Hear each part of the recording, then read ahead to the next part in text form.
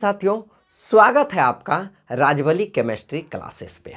मेरे मित्र, आज हम जो टॉपिक लेकर के आए हैं वो केमिस्ट्री का एकदम बेसिक बात है और जिसके बारे में पढ़ना हमको बहुत ज़रूरी है, क्योंकि जिस तरह से हम लोग बायोलॉजी के क्षेत्र में जाते हैं, जीव विज्ञान के क्षेत्र में जाते हैं, तो हमको सबसे पहले पढ़ना पड़ता है कि जीव किसको कहते हैं, सजीव किसको कहते हैं, उसको पढ़ना पड़ता है, क्योंकि उस क्षेत्र में हम जीवे के बारे में अध्ययन करते हैं। ठीक है, तो उसी तरह से रसायन विज्ञान में क्या होता है कि हम लोग को पढ़ना होता है पदार्थ किसे कहते हैं, क्योंकि इस क्षेत्र में, रासायनिक विज्ञान के क्षेत्र में हमको पदार्थ के बारे में गहन अध्ययन करना पड़ता है। ठीक है, चलिए, तो हम जैसे कि हम लोग जीव के बारे में पढ़ते हैं, तो वहाँ पढ़ते हैं जीव किसे कहते हैं।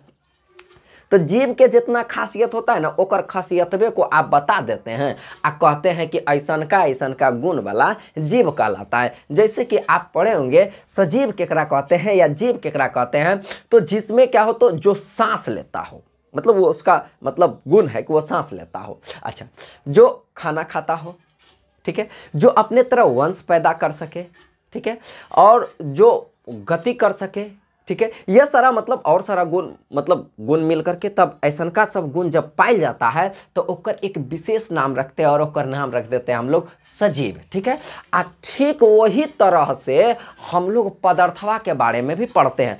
आपसे कोई पूछ दे, जैसे कोई पूछा तो बताए ना कि जीव केकरा कहते हैं, और वैसे ही आपसे कोई पूछ देगा कि पदार्थ केकरा कहते हैं, तो बस 2 सेकंड में आप बता दीजिएगा कि वो सब चीज़, जिस तरह से हम क्या बताएं, वो सब चीज़ जो सांस लेता हो, वंश पैदा करता हो, जो खाता पीता हो, चलता फिरता हो, उसको हम लोग क्या कहते हैं, तो उसको हम लोग बोलते हैं जीव। ठीक उसी प्रकार से वो सब चीज़ जिकरा में द्रव्यमान हो, जो स्थान घेर सके, जिसमें कैपेसिटी हो कि हम स्थान घेर सके, किसी चीज़ को में भर सके। ठीक है, यानी कि उसी जो स्थान घेरे उसी को हम लोग बोलते हैं आयतन, यानी कि जिकरा में आयतन हो, जिसमें द्रव्यमान हो और जिकरा में आयतन हो।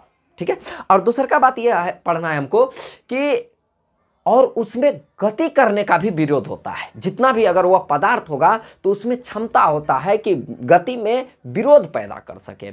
और हम लोगों के पास जो 5 ज्ञान इंद्रियां होता है, तो उस ज्ञान इंद्रियों के मदद से हम जिस जिस चीज का अनुभव कर सकते हैं, तो उस सब चीज को हम लोग क्या बोलते हैं, पदार्थ। यानी कि पदार्थ आप किसको कह सकते हैं, तो डिफिनेशन आप कहिएगा कि वे सारी चीजें जिसमें द्रव्यमान हो और जो स्थान घेरे, अर्थात जिसमें आयतन हो, ठीक है, और जो गति में विरोध पैदा कर सके और जिसका अनुभव हम अपने ज्ञान इंद्रियों के मदद से कर सके, उसको हम लोग क्या बोलते हैं, पदार्थ। तो वहाँ पर पदार्थ की परिभाषाएं यहाँ पर दिया हुआ है। वे सभी चीज़ें जो स्थान घेरे, जिसमें द्रव्यमान हो, जो गति में विरोध पैदा कर सके तथा जिसे ज्ञान इंद्रियों के मदद से अनुभव कर सके, पदार्थ कहलाता है। जैसे कि एग्जाम्पल पर अगर बात कीजिएगा तो आ जाएगा आपका वायु, हवा, और आप कहिएगा तो जल, पहाड़,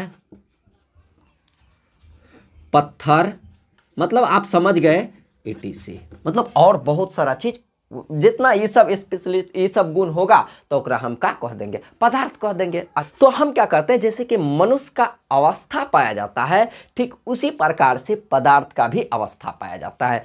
और संजोग देखिए, जिस तरह से मनुष्य का 3 अवस्था होता है, तो पदार्थ का भी 3 भौतिक अवस्था होता है। चलिए, तो जैसे कि पहला हम लोग से पूछे कि मनुष्य का 3 अवस्था क्या होता है, तो कहिएगा बालापन, बचपन जिसको बोलते हैं, बचपन, जवानी, अब बुढ़ापा, 3 अवस्था होता है। ठीक उसी प्रकार से पदार्थ की भी 3 अवस्था होती है, तो लिख देते हैं।